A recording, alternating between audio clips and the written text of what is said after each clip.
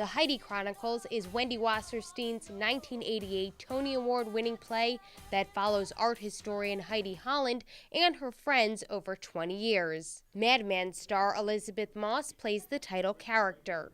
It was sort of very ahead of its time, this play, and very, they were asking questions that we deal with every day today as women. And I think that the way that this particular play deals with the baby boom generation, though, and this kind of particular time when women they had picked up the mantle of feminism and then sort of weren't quite sure what they were supposed to do with it now. And I think that is something that Wendy wanted to explore and something that we're, kind of trying to find the right way to ask those questions. Bryce Pinkham plays Peter Patrone, one of Heidi's friends. And so I think it's important to remind people of how far we've come from that time, but also take a look at it and see, well, how far do we still have to go? And how does Moss relate to her feminist character? Heidi has a line in the play where she says, someone asks her if she's a feminist, and she says, I'm a humanist.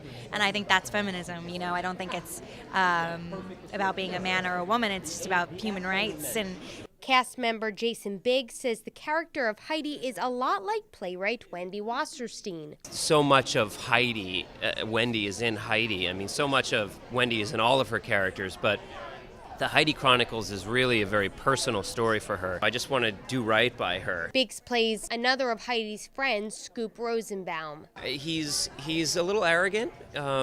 He's very smart. He's very confident, but borderline cocky, and I think ultimately he's likable. I mean, I do. Mensch-like, if you will. I call him a mensch. I might call him a mensch. I don't know. For more on the Heidi Chronicles, tune into the full broadcast version of the Week in Review.